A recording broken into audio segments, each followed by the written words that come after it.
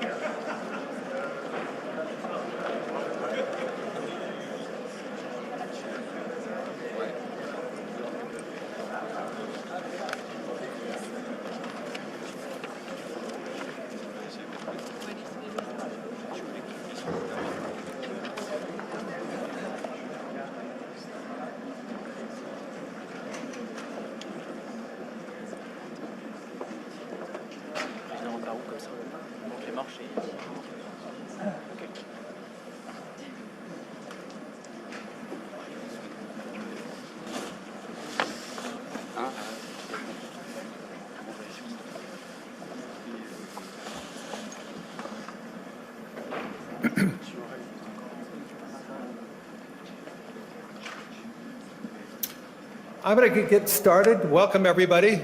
Mr. President, welcome. I've been visiting France for more than 50 years. I know I don't look it, but truly so.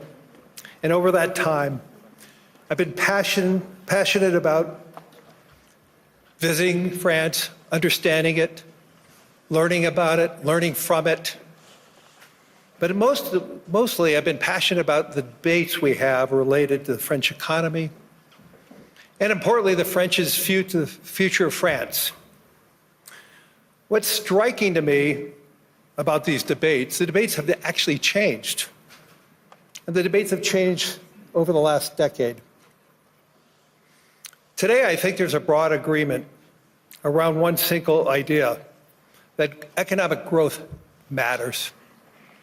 Economic growth, as it broadens, reduces polarization. I think that sounds obvious now about the need for economic growth, but not so long ago. It was still an open question whether competitiveness would truly sit at the center of France's economic vision. I think that question has been answered, and President Emmanuel Macron has been the key man driving that shift and answering that question.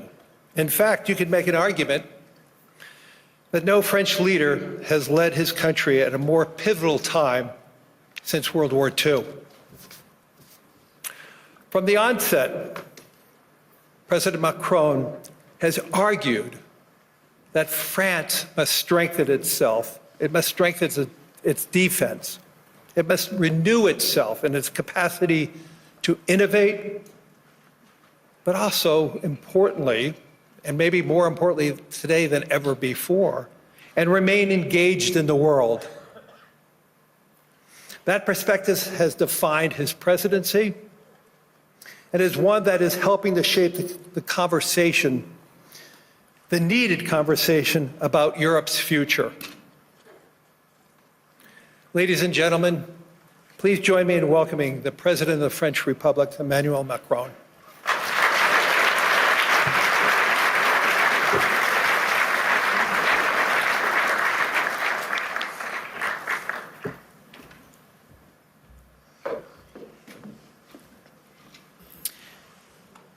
Thank you very much, Larry, for your words. Your Majesties, distinguished heads of state and governments, President Lagarde, ministers, ambassadors, business leaders, ladies and gentlemen. I'm extremely happy to be here, and it's great to be here, as the Financial Times would say. And it's a time of peace, stability, and predictability. So let's try to address the key challenge of this world, in a few minutes' time. But it's clear that we are reaching a time of instability, of imbalances, both from the security and defense point of view and the economic point of view. Look at the situation where we are. I mean, a shift towards autocracy against democracy, more violence, more than 60 wars in 2024, an absolute record, even if I understood a few of them were fixed. And conflict has become normalized, hybrid, expanding into new domains, space, digital, information, cyber, trade, and so on. It's as well a shift towards a world without rules,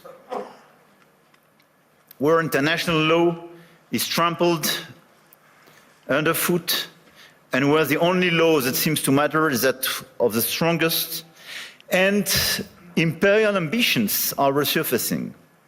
Obviously, the Russian war of aggression against Ukraine, which will enter into its 4th year next month, and conflicts continue in the Middle East and across Africa. This is as well a shift towards a world without effective collective governance, and where multilateralism is weakened by powers that obstruct it or turn away from it, and rules are undermined. And I can multiply the examples of international bodies weakened or left by the key economies. And when we look at the situation, it's clearly a very concerning time, because we are killing the structure where we can fix the situation and the common challenges we have. Without collective governance, cooperation gives way to relentless competition. Competition from the United States of America through trade agreements that undermine our export interests, demand maximum concessions, and openly aim to weaken and subordinate Europe, combined with an endless accumulation of new tariffs that are fundamentally unacceptable, even more so when they are used as leverage against territorial sovereignty.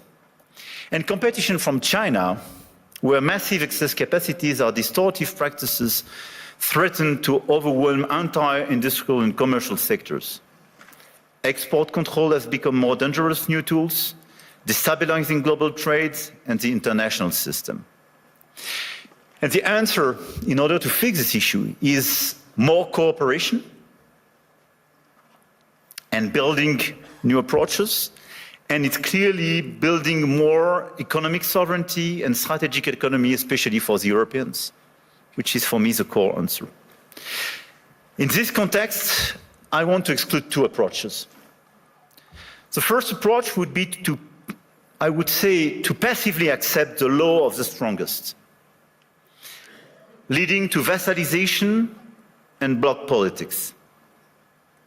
I think accepting a sort of new colonial approach doesn't make sense. And all the head of state and government and business leaders, which would be too complacent with such an approach, will take a huge responsibility. The second will be to adopt a purely moral posture, limiting ourselves to commentary. That path would condemn us to marginalization and powerlessness. Faced with the brutalization of the world, France and Europe must defend an effective multilateralism because it serves our interests and those of all who refuse to submit to the rule of force. And for me, the 2 answers are, on one side, more sovereignty and more autonomy for the Europeans. On the other side, an efficient multilateralism to deliver results through cooperation. Obviously, France and Europe are attached to national sovereignty and independence, to the United Nations and to its charter. And it's not an old-fashioned way to live multilateralism. It's just not to totally forget what we learned from the Second World War and remain committed to cooperation. And this is also because of those principles that we have decided to join the mutual exercise in Greenland without threatening anyone, but just supporting an ally and another European country, Denmark. Facing this order and this new situation, this year France holds the G7 presidency with a clear ambition: to restore the G7 as a forum for frank dialogue among major economies and for collective and cooperative solutions. Trade wars, protectionist escalation, races towards overproduction will only produce losers. This is why addressing global economic imbalances is our key priority. And if we look at the situation, the current imbalances are due to some key phenomena, and we all have to deliver our own agenda. This includes American overconsumption, Chinese underconsumption and overinvestment, and European underinvestment and lack of competitiveness. And these imbalances are also reflected in development gaps, by the way, and we can no longer settle for aid that neither delivers sufficient result nor enables countries to escape poverty. So our objective through the G7 is to demonstrate that the world's major powers are still capable of reaching a shared diagnosis of the global economy and committing to concrete actions. Cooperating is not about blaming others. It is about assuming one's share of responsibility and contributing to solutions. So the objective of this G7 will be to build this framework of cooperation in order to fix the roots of these imbalances and restore efficient convergence and cooperation through multilateral frameworks. And the other objective is as well to build bridges and more cooperations with the emerging countries, the BRICS and the G20, because the fragmentation of this world would not make sense. Here, this point is for, I would say, the global agenda and how we see our G7 agenda. On the other side, we have the European answer. And for me, Europe clearly has to fix its key issues: the lack of growth, the lack of GDP per capita growth, and the three pillars of our strategy in order to deliver more sovereignty, more efficiency, and more growth would be based on protection, simplification, and investment. Because the diagnosis is well known, European competitiveness still lags behind that of the US, and in the current global order, facing precisely the Chinese approach, we have to react. So first, protection. Protection doesn't mean protectionism. But today's Europeans are too naive. This is the unique market open to everybody without checking level playing field.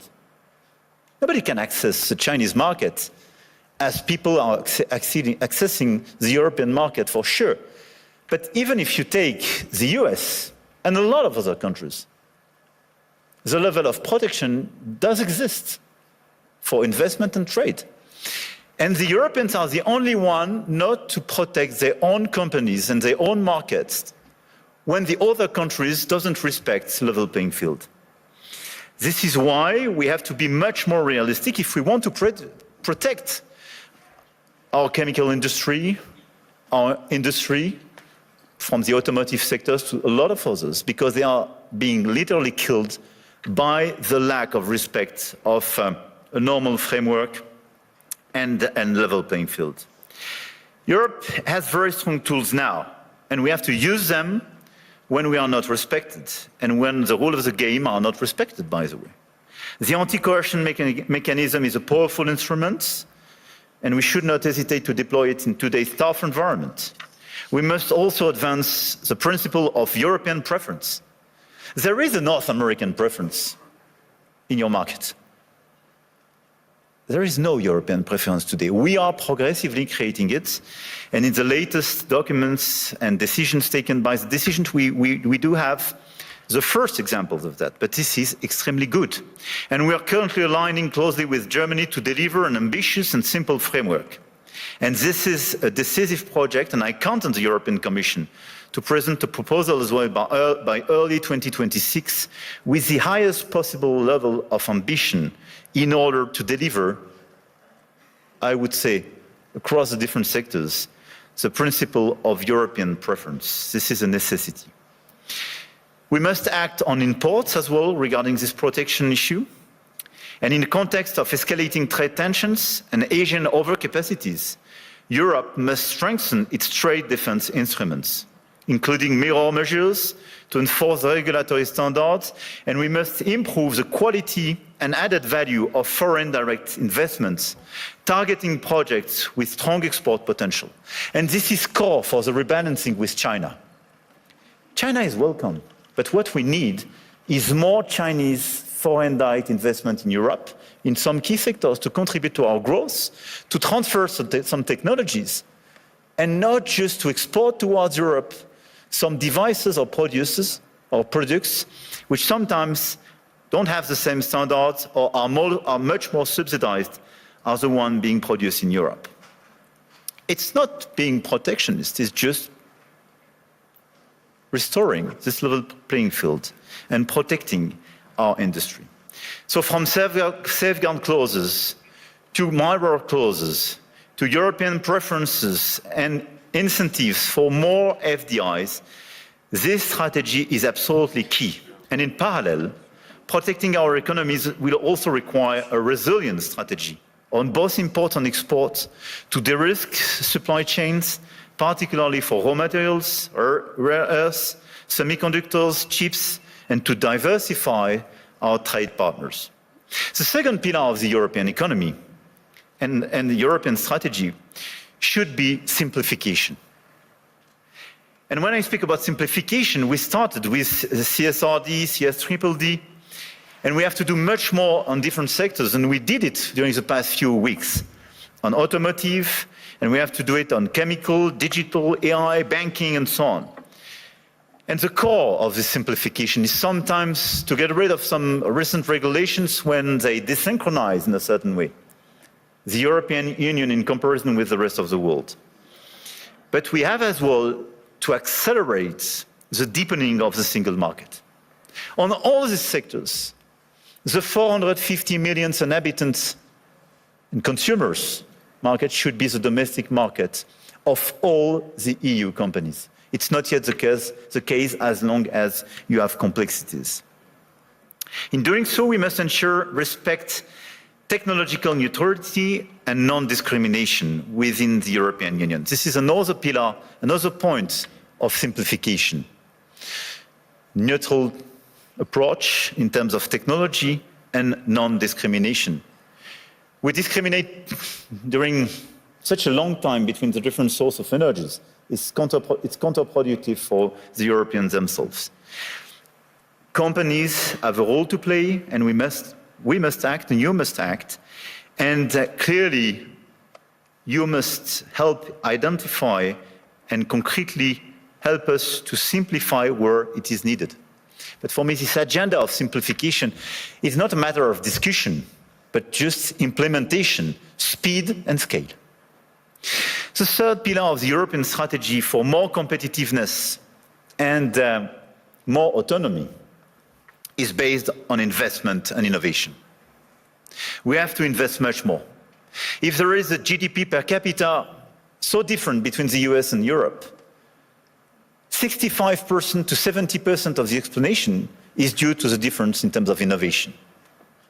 And the US was much more innovative because of public and private investment. So in our budget for the months to come, because we will negotiate during the years, this year in Europe, we have to invest much more money in the critical sectors where the innovation will be made. AI, quantum, green tech, but as well defense and security. The size of our common budget is not the right one. We have to invest much more money in order to be much more credible and accelerate this innovation agenda. But at the same time, if you look at the situation, we don't have sufficient private investment. And this is one of the main differences. We do have the savings as the Europeans, much more than the US, by the way. But this saving is over-invested in bonds and sometimes in equities, but outside Europe. So this is why the top priority should be securitization program. It is prepared, we have to accelerate the implementation. And second, capital market union. Precisely in order to have more integration and simplification, but to have an efficient capital market union in order to invest much more money and use our savings to be invested on innovation and equity in Europe. This agenda for me is our top priority, both the global and the European one. And it is to be implemented in the months to come, because everything is about acceleration. And France is committed to deliver this agenda. We work very closely with our key partner. And at the same time, our objective for France is to stabilize our results and our macro approach, and to remain the highly attractive country we are. We've been the most attractive country of Europe during the past 6 years, and to consolidate our deep structural reforms and our key advantage. And on top of the business framework we have, I want here to insist on the fact that we have a competitive, stable, low-carbon electricity supply. We exported last year 90 terawatt-hours of electricity, and a low-carbon one, based on our nuclear model. We have world-class innovation and research capabilities, and we will improve them. And we have one of the most vivid and active ecosystem in AI, quantum computing, energy transition, etc., and a lot of the startups and unicorns and large caps of these sectors are with me in my delegation today. And on top of that, let me insist, and I will stop here, on the fact that we have a high-quality infrastructure and large market with strong purchasing power. And we have a place where rule of law and predictability is still the rule of the game. And my guess is that it is largely underpriced by the market. And beyond what you can do in terms of investment, what you can do in terms of strong ambitions, having a place like Europe, which sometimes is too slow, for sure, and needs to be reformed, for sure, but which is predictable, loyal, and where you know that the rule of the game is just the rule of law, it's a good place. And I think this is a good place for today and for tomorrow. So we will be committed during 2026 to try to deliver this global agenda in order to fix global imbalances through more cooperations. And we will do our best in order to have a stronger Europe, much stronger, and more autonomous, based on the pillars I just mentioned, and based as well, and we can revert in the dialogue, but on more investment and commitments on defense and security, because we have to invest much more and invest much more. Because we do believe, and here in the epicenter of this continent, we do believe that we need more growth, we need more stability in this world, but we do prefer respect to bullies, we do prefer science to plotism, and we do prefer rule of law to brutality. You're welcome in Europe, and you are more than welcome to France.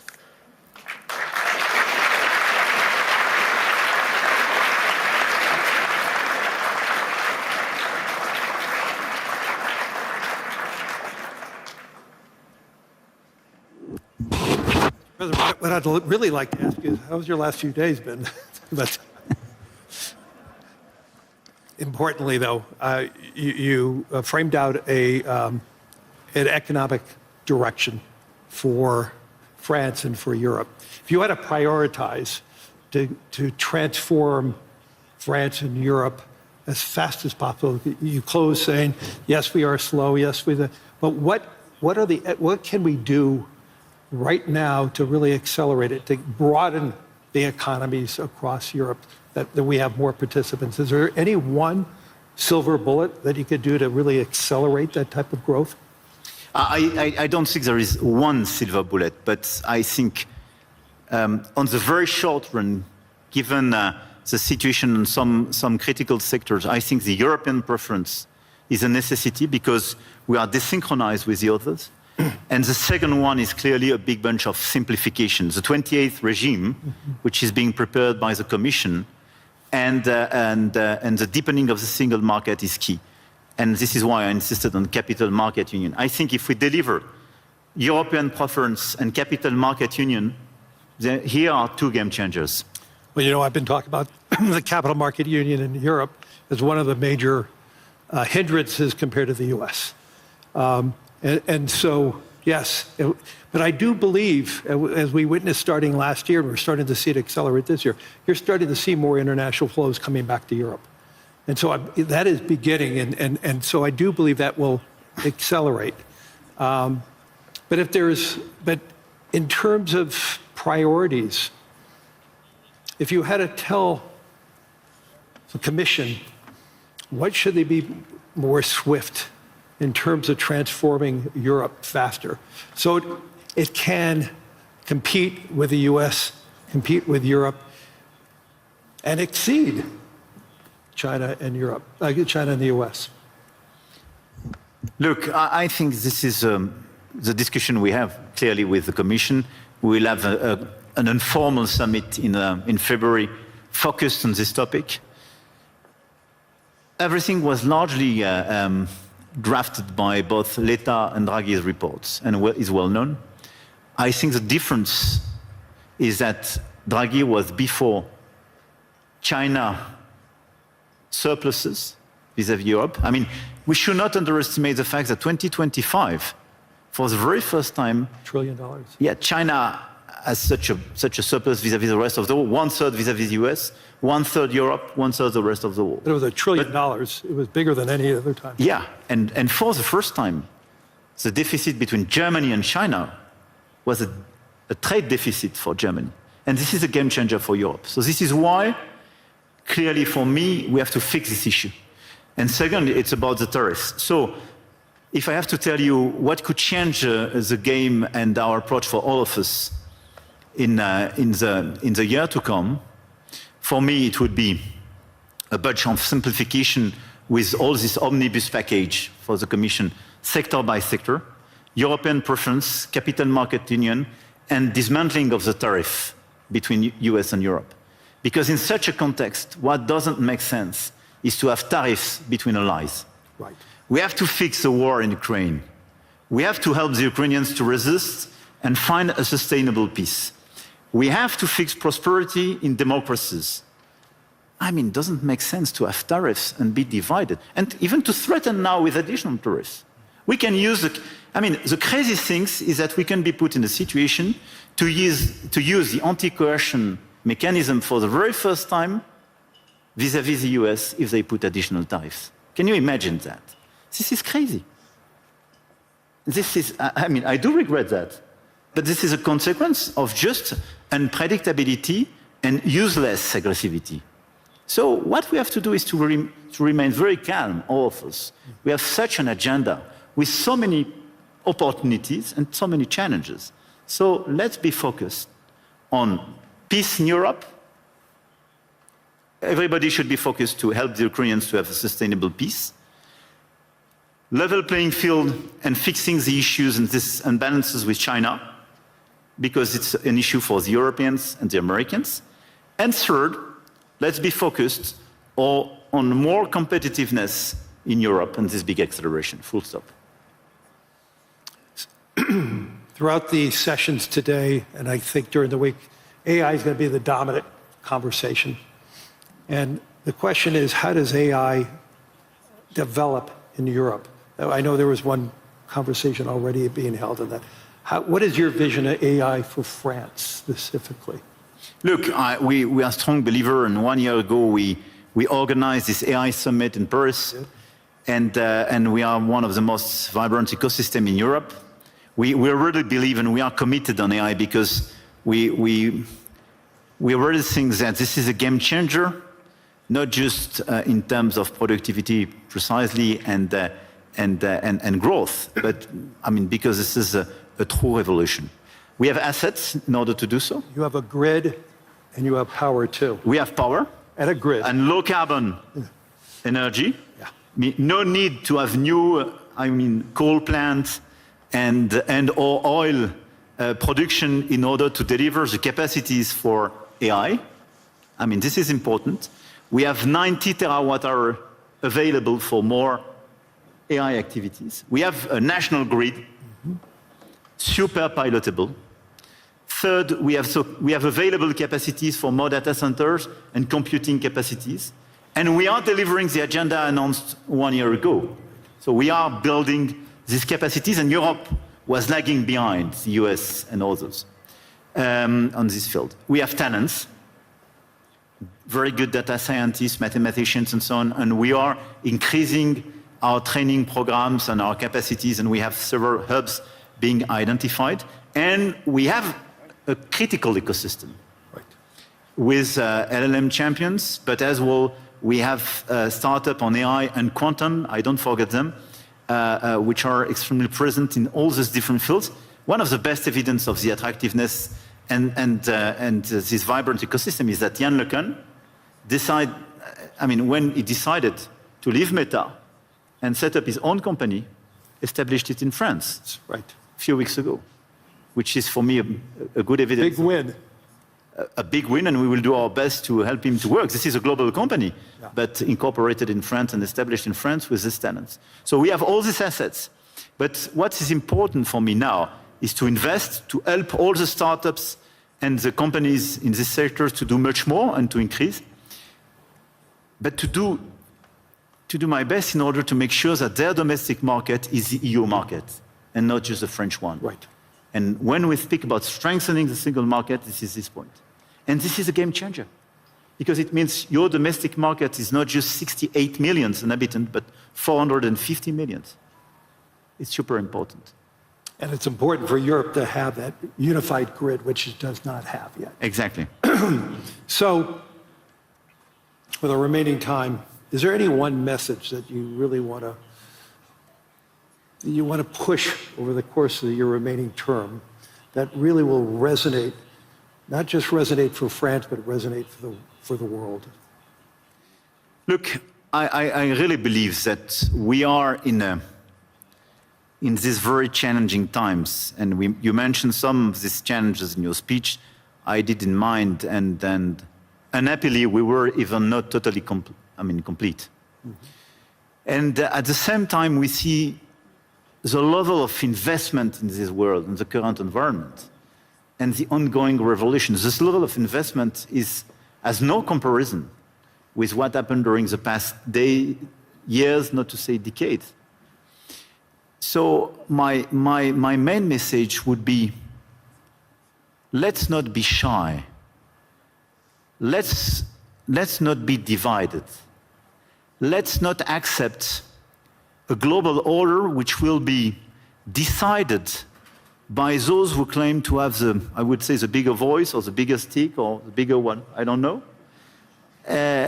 But let's focus on just common interests and common challenges. We know what we have to fix: growth, peace, climate. And we should not forget climate in this current agenda. We want peace, we want growth, we want climate. And investment, innovation, everything should be dedicated to fix these three issues. And in order to fix these three issues, let's focus on the key investments, the key innovation, but our ability to cooperate as well. And let's be clear, Davos was founded for restoring a global discussion, having a global discussion between business leaders, but as well governments and so on. A global discussion is a discussion where everybody is respected and where you provide an improvement and a way forward for every place and every people in this world. This is the only way to make it sustainable. And I think this is the right way to do. And even if this is less present in the global debate today, we should focus much more on this approach. More cooperation, and let's focus on our key challenge to deliver peace, prosperity, and decarbonization of our economies for our fellow citizens. This is our duty. As business leaders, as head of states and governments, and we have everything in order to deliver this agenda. Just let's be coordinated. Let's not waste time with crazy ideas. Let's not open Pandora box or new topics. And it's not a time for new imperialism or new colonialism. This is a time of cooperation in order to fix these three global challenges for our fellow citizens. Full stop. We ran out of time. I want to thank the President of the Republic of France, Emmanuel Macron, for his wisdom, but most importantly, for your humanity and your leadership. Thank you, Larry. Thank you, Larry. I appreciate it.